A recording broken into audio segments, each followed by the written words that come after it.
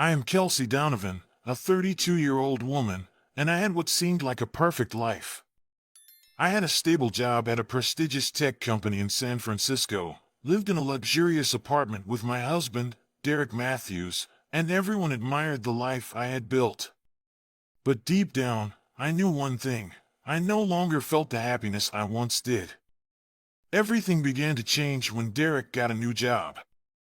He was a kind-hearted man who loved me wholeheartedly, but that didn't seem to be enough to keep me excited about this marriage. I had changed, not because I didn't love him anymore, but because I felt that something was missing, something he couldn't provide. That void was longing, the feeling of being seen, understood. I couldn't deny that I started to find that something in someone else, Zachary Ward. Zachary was one of the new colleagues at work. He was unlike any man I had met. Confident, charming, and always making me feel special. Our relationship started with brief conversations in the break room, but gradually, I found myself unable to stop.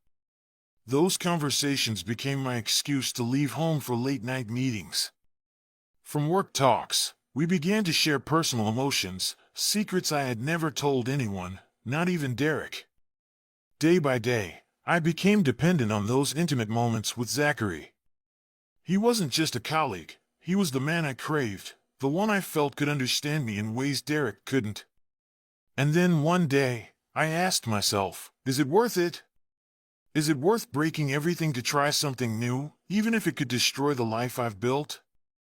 And then, one evening, completely lost in my tangled emotions, I made a decision I thought would solve everything. I asked Derek for a hall pass, a chance to do what I wanted without worrying about the consequences. I knew I would feel pain saying this, but I had to try. I couldn't live forever in a relationship where the emptiness always gnawed at me. Derek was a good man, he would understand, I thought.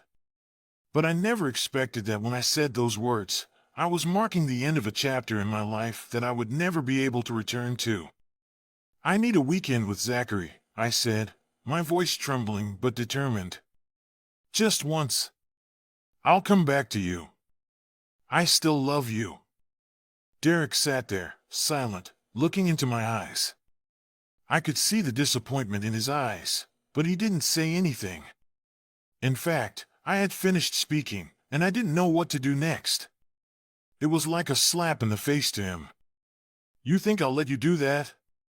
Derek finally spoke, his voice low and cold. So, you think you can deceive me just because you want to try once? Derek, you don't understand. I need this. Just once, and then I'll come back.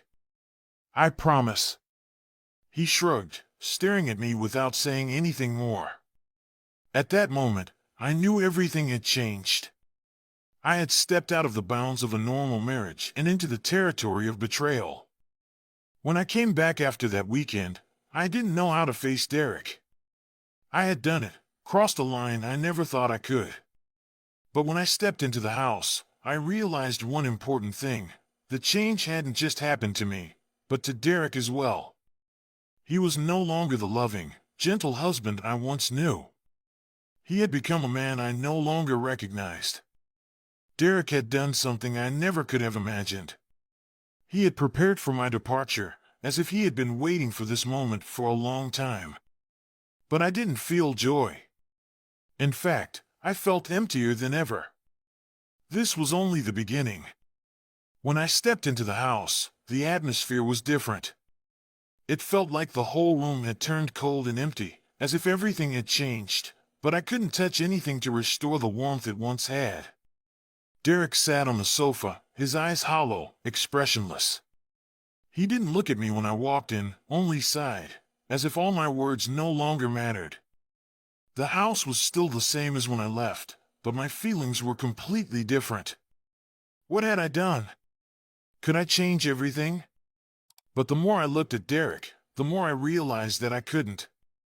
His silence was like an invisible barrier stopping every explanation, every apology from me.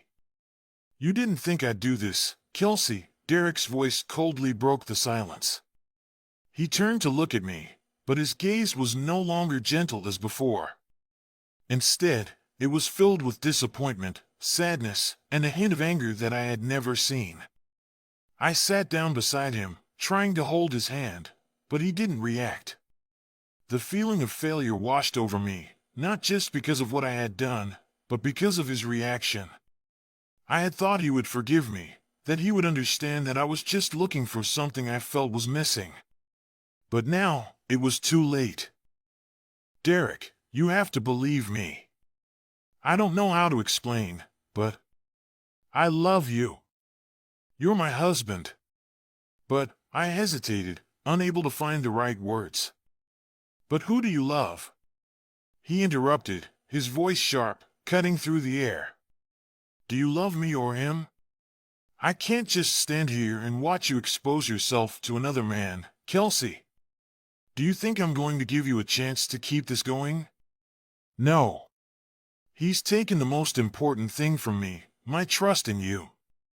I felt my heart shatter when I heard those words. That was my biggest fear, losing Derek's trust, him no longer seeing me the way he used to. The words I spoke couldn't undo everything. His eyes were filled with pain, as though I had stabbed him deeply, and now I couldn't pull the knife out. I don't know what to do anymore, I whispered, tears streaming down my face. I was wrong, Derek. I'm really sorry. He shook his head, a sneer forming on his lips. Sorry? A simple apology won't change what you've done, Kelsey. He stood up, leaving the chair and walking toward the window. You can apologize for a lifetime, but it won't bring back what's been lost. I watched his back, feeling empty and hopeless. He was no longer the man I once loved. The years we had spent together, the sweet promises, were now nothing. I had betrayed him, and now I had to pay the price. I looked around the house, but everything seemed to have changed. Not just the atmosphere, but even the memories felt distant. Suddenly, I felt like I was standing at a crossroads. I didn't know where I was going, or what my life would look like. That feeling wasn't just the pain of losing the one I loved, but also the fear of facing myself.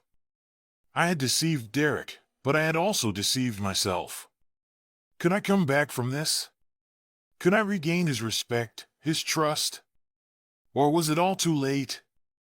As I stood up and walked into the kitchen to make a cup of coffee, I heard footsteps behind me. Derek said nothing, just looked at me from a distance, his gaze unchanged. I felt like I was living in a thick darkness, unable to escape. You can't love someone like me, Derek said, his voice low and deep.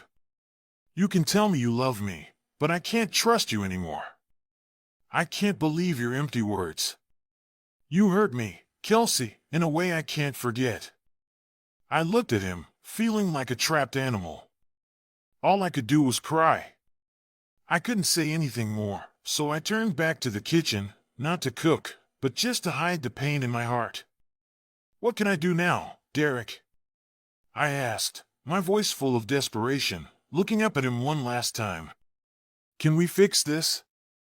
Derek stayed silent for a long moment, as if considering every word I had said. Then he replied, each word carrying deep sadness.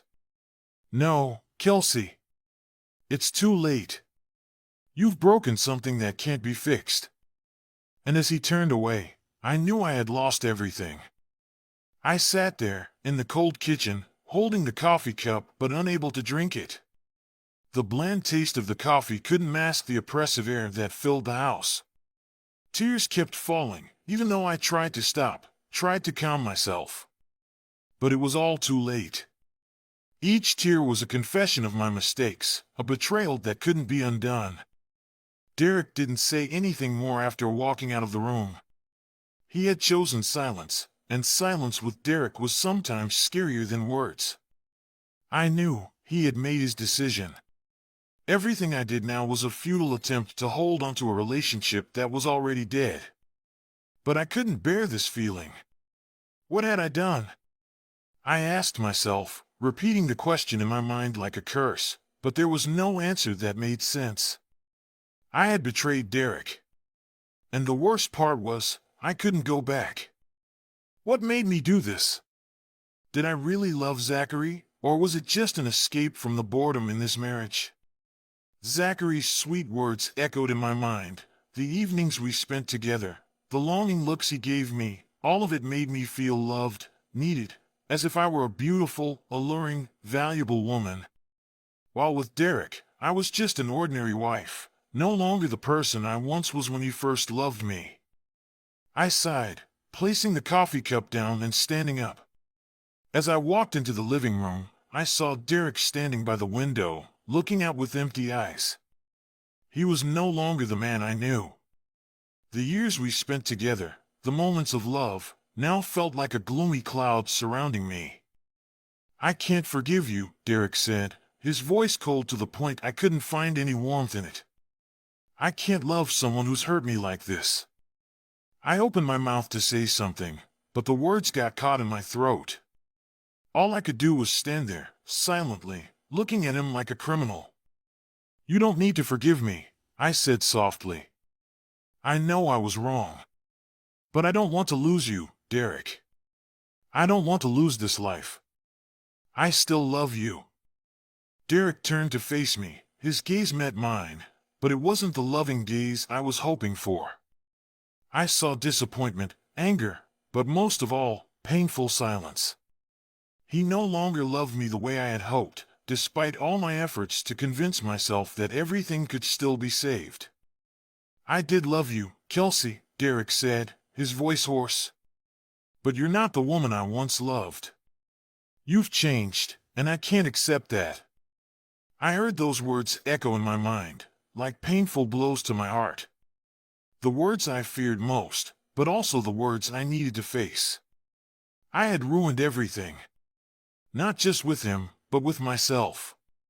He walked out, and I heard the door close behind him. The door closing felt like the final punctuation to everything. I stood there, in the empty house, completely alone. The sweet days I once thought were mine now only left painful memories. Could I come back from this? Could I get back what I had lost? I had once thought I could have everything, that I could have both, but now I realized how foolish I had been. I had played with fire, and now it had burned everything down. With everything that had happened, I knew that I could no longer live in lies and deception. But did I have the strength to face the consequences of my own actions? Could Derek forgive me, even just one more time? And could I accept a life without him, without his love? These questions haunted me as I walked into the bedroom, looking at Derek's things still untouched. Part of me wanted to keep them as a reminder of the past, but another part wanted to erase everything. And then I thought about Zachary. Could I go back to him? Could I forget what had happened with Derek and find happiness in a relationship with someone else?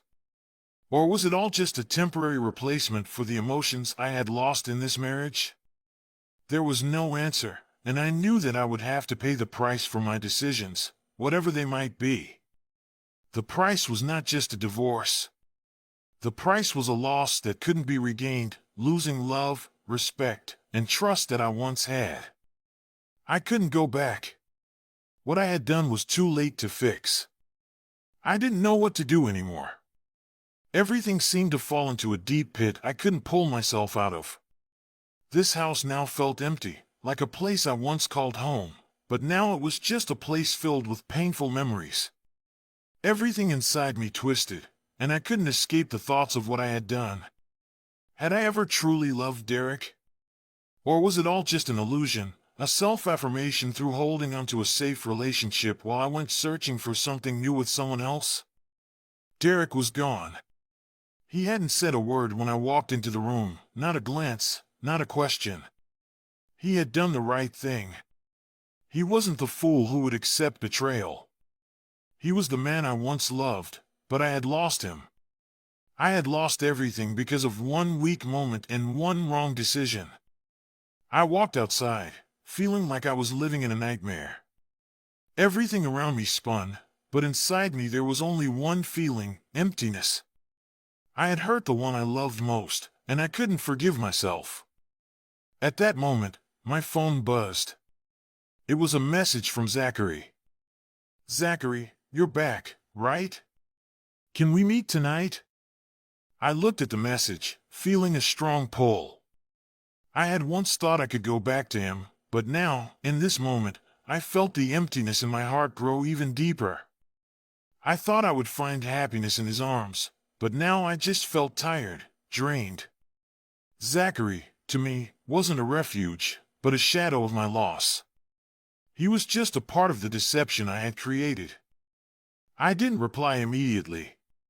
Part of me wanted to go after that temporary feeling, the feeling of being loved, understood, that I had found in Zachary's embrace. But another part of me realized that I couldn't continue living in lies. I couldn't continue this relationship. I couldn't keep running forever. With a firm decision, I turned off my phone and walked back to the living room, where I had last seen Derek.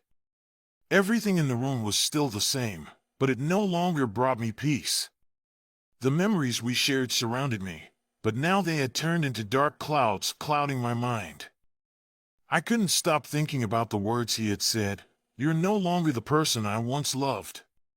Those words were like a nail driven into my heart, but I knew they were the truth. I had changed. And now, I had to face the consequences of actions I couldn't undo. But I knew one thing for sure: I had to leave. I couldn't live in a house filled with silence and disappointment anymore. I couldn't live in the past. I couldn't keep regretting what had happened.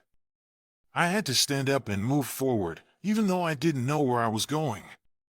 I began to pack up my things, my personal items, but when I looked at Derek's things, an unbearable pain rose in my chest. How could I pack away the things that once belonged to us? How could I say goodbye without feeling the fracture in my heart? But I knew, if I didn't do this, I would never find myself again. I had once thought I could have it all: career, love, the feeling of being loved, but now I realized that I couldn't have it all if I couldn't keep myself. I walked out of the house, not looking back, even though my heart wanted to scream for one more chance. But I couldn't. My feet moved forward, not knowing where I would go, but at least, I no longer had to live in the shadow of myself. My phone buzzed again. A message from Derek. "Derek, where are you, Kelsey? You've gone too far. You can come back, but I can't love you anymore. It's over." Those words were like a heavy shock, but also a release for me. I had lost Derek, but I had found something within myself. I couldn't live in betrayal forever. I couldn't keep living in meaningless apologies. I couldn't hope for his forgiveness, but I could forgive myself. It was all over. But the only thing I could do now was move forward, even if I didn't know what the future would hold. The feeling, when I received Derek's final message, was hard to describe. My whole body felt numb. I didn't know what to feel, maybe relief that everything was finally clear, or pain because I knew I had lost everything. Lost Derek, lost my family, and possibly lost myself. I wandered aimlessly around the city, not knowing what I was doing. The blinding neon lights, the blaring car horns, couldn't erase the stillness in my mind. No matter how fast I walked, I couldn't escape the feeling of emptiness, as if everything I had built up until now had collapsed because of one single mistake. I had betrayed Derek, and now I had to face the consequences. I couldn't change the past. I couldn't go back to what was. The years of love now were nothing but painful memories. After a while, I stopped in front of a small park. It was late, with no one around except the flickering streetlights casting their glow on the quiet road. I sat down on a bench, my head spinning with thousands of thoughts. I realized one thing: no matter how hard I tried, I couldn't live with the betrayal. Not just with Derek, but with myself. I decided that, no matter what, I couldn't continue with Zachary. He was just a temporary escape, someone I used to fill the void that I couldn't face. I couldn't live in that darkness forever. My relationship with Zachary, no matter how sweet or romantic, was just an excuse to avoid reality. I had to go back. Not to ask Derek for forgiveness, but to face what I had done, to start over, no matter how hard that might be. When I stepped into the house again, I didn't see Derek anywhere. But I could feel the change in the air. Everything wasn't as it was before. The house now felt empty, but there was something in the space that made me not feel entirely lost.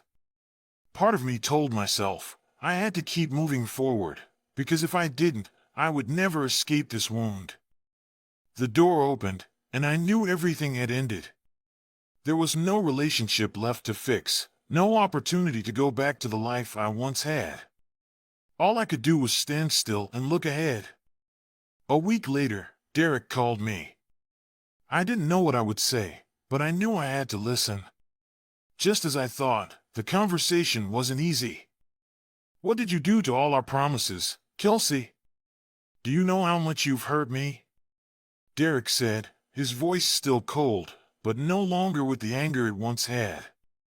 He said it in a hollow tone, as if he had already accepted the truth. "I know," I replied, unable to say anything more. "I was wrong, and I can't change what I've done. But I will live with the consequences of my decisions. I just want you to know that I understand what I've done." Derek was silent for a moment, and I could feel the pain in every word he spoke. "I can't forget this. But I can't live in the pain forever. I need time. We both need time."